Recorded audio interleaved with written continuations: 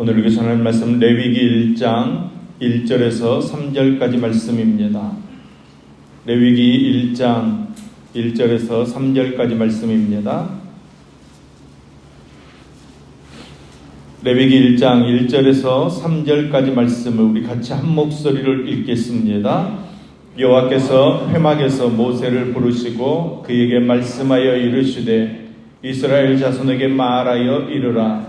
너희 중에 누구든지 여호와께 예물을 드리려거든 가축 중에서 소나 양으로 예물을 드릴지니라.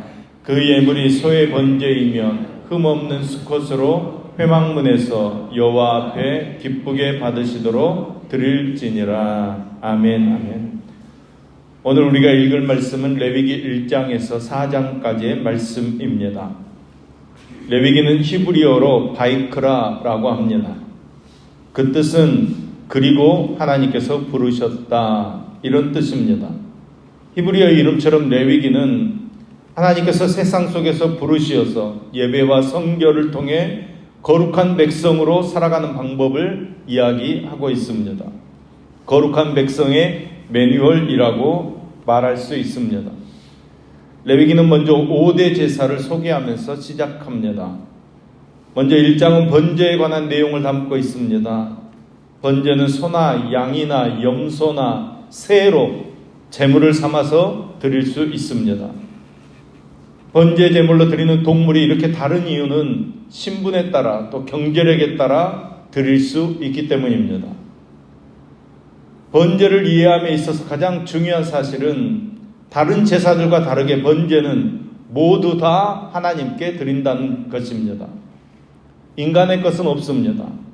모든 것을 불러 태워 드리는 화제라는 것입니다. 그 이유는 번제 제물과 함께 제물 바치는 자가 동일시되어서 온전히 태워져 버림으로 속죄되기 때문입니다.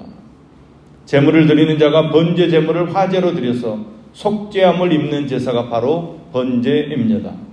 이 번제는 매일 드려야 하고 아침 저녁으로 드려야 합니다. 매일매일 헌신을 통해 하루하루를 하나님의 사람으로 살아간 날마다 복을 받게 되는 것입니다. 우리도 마찬가지입니다. 죄의 본성을 가지고 태어난 사람의 심령이 매일 회개하지 않으면 점점 더 악해지고 강팍해져서 화인 맞은 양심이 되어버리는 것입니다. 나중에는 돌이킬 수 없는 악한 모습으로 변해버립니다. 그러므로 우리가 매일매일 하나님 앞에 나와 번제의 정신으로 회개하며 예배 드릴 때 우리의 심령이 날로 새로워지는 은혜가 있는 것입니다. 우리가 날마다 하나님 앞에서 회개하며 예배 드리며 새로워지는 저와 여러분 되기를 소망합니다. 소제는 히브리어로 선물이라는 뜻입니다.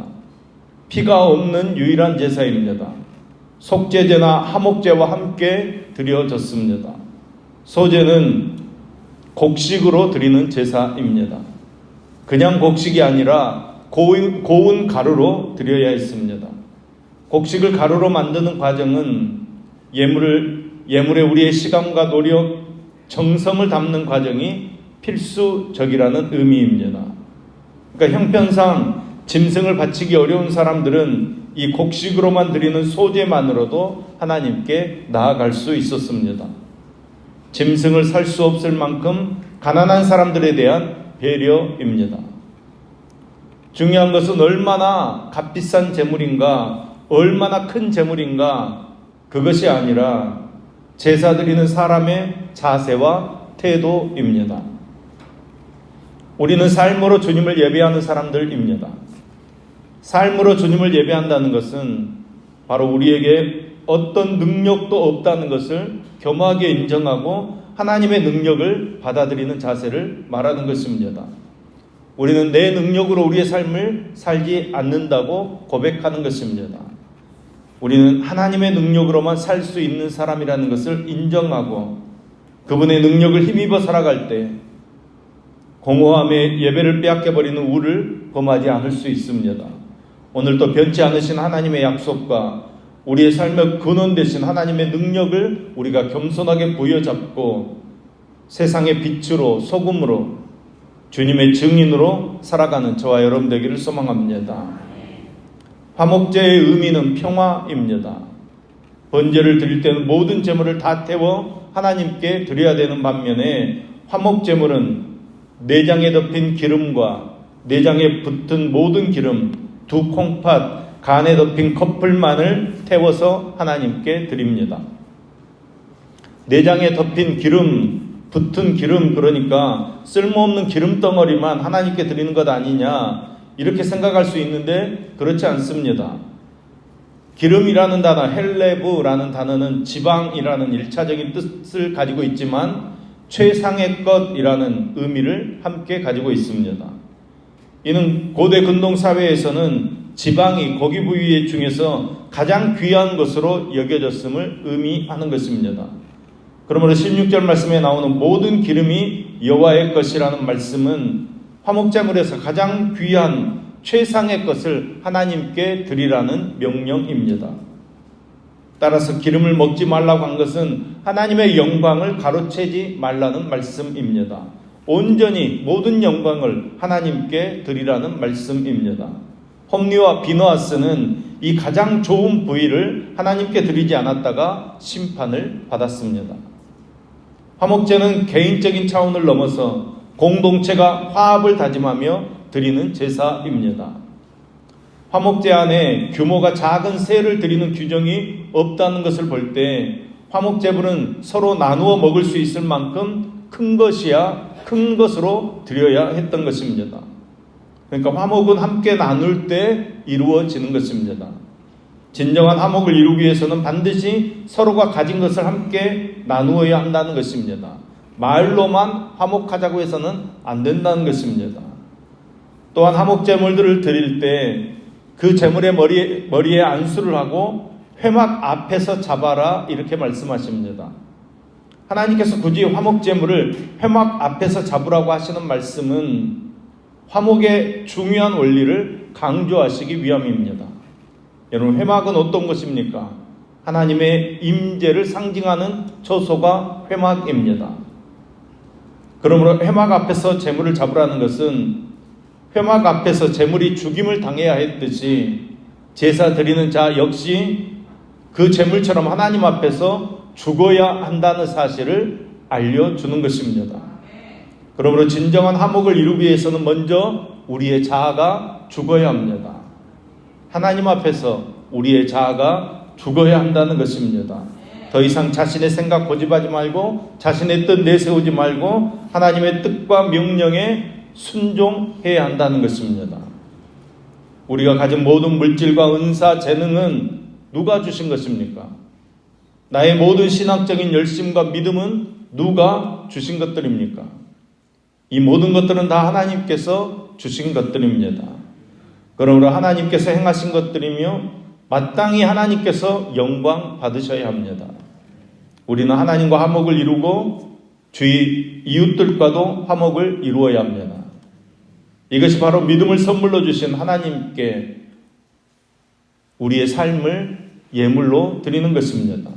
오늘도 이 화목제의 정신을 따라 교회를 섬기고 가정과 직장을 섬길 때 내게 주신 은혜를 함께 나누고 나를 죽이고 온전히 하나님을 드러내는, 그러므로 나도 풍성해지고 다른 사람들도 풍성하게 하는 삶을 사는 저와 여러분 될 수 있기를 간절히 소망합니다.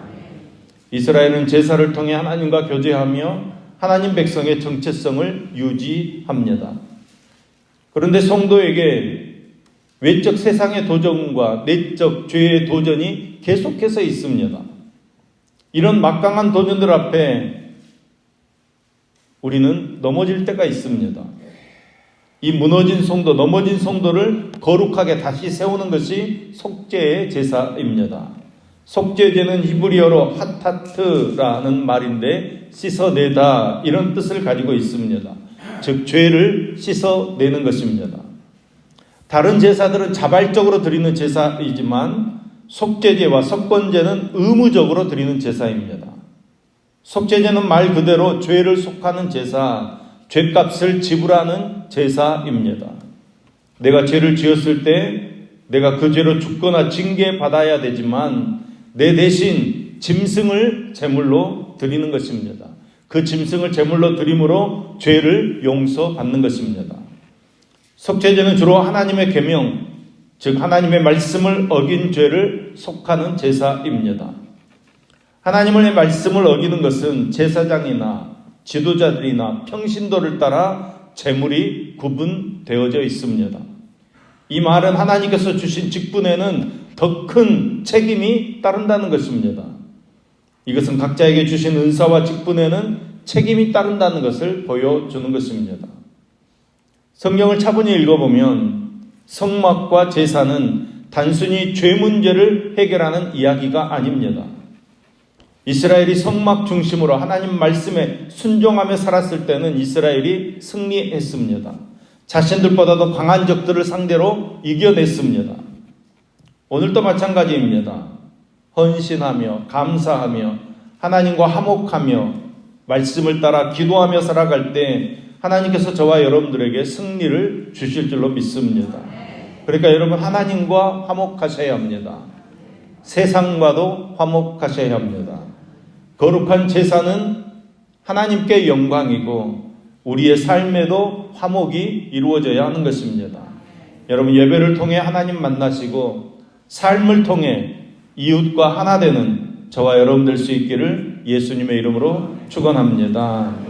기도하겠습니다. 하늘에 계신 우리 아버지, 우리가 아버지 앞에 설 때마다 부끄럽고 추한 우리의 모습을 보게 됩니다. 하나님, 우리는 죄인입니다. 우리를 용서하여 주옵소서.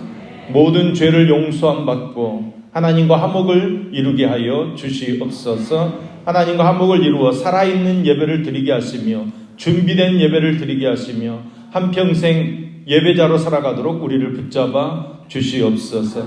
흠없는 예배로 향기로운 냄새를 드리는 예배자로 살아가게 하여 주시옵소서. 그리하여 날마다 하나님의 은혜를 기억하고 선물로 주신 믿음에 감사하며 어떤 상황 속에서도 하나님께 소망을 두고 끝내 우리의 인생 속에 협력하여 선을 이루어 가시는 하나님의 손을 잡고 살아가게 하여 주시옵소서. 주님, 우리는 연약하여 날마다 넘어집니다. 그러나 친히 이런 우리의 능력이 되어주셔서 우리를 붙잡아 주시고 오늘도 우리를 세워주시니 감사를 드립니다. 오늘도 굳건한 예배의 자리에서 하나님만 소망하며 하나님만 의지하는 믿음 가운데 거하도록 주님께서 함께하여 주시옵소서. 죄로 인해 영원히 죽을 수밖에 없었던 우리들이지만 하나님과 화목하게 된 것은 주님의 십자가의 은혜 때문입니다.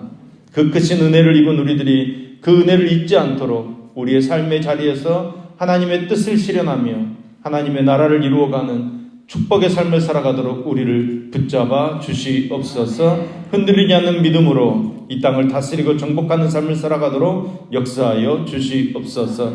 1천 영을 믿는 강영재 강일의 손길을 흠양하시며 또 감사한 검드리는 박현숙 집사님의 손길을 흠양하여 주시옵소서. 드리는 손길을 위해 재물의 능을 더하시고 감사의 마음을 더하심으로 더 많은 것으로 드릴 수 있도록 역사해 주시옵소서. 오늘 생일 맞은 반은숙 집사님을 기억하여 주시옵소서. 육신의 건강함을 허락하시고 사업의 문을 열어주시며 만남의 축복과 돕는 사람들을 만날 수 있도록 은혜 베풀어 주시옵소서. 4일 생일 맞는 김종혁 집사님을 기억하여 주시옵소서. 가족들의 건강과 사업의 번창을 허락하시며 자녀들에게 지혜를 더하시며 주님께서 함께 하시어서 합당한 길로 인도하여 주시옵소서. 박미화 집사님을 기억하여 주옵소서. 가족 모두 건강하게 하시며 자녀들이 말씀 가운데 올바른 믿음을 가지고 성장하게 나아가도록 은혜 베풀어 주시며 하나님 나라에 쓰임받는 가정 되게 하여 주시옵소서. 하나님, 오늘도 우리의 삶을 지켜주시며 주님의 평안으로 채워주시옵소서. 예수님의 이름으로 기도합니다. 아멘.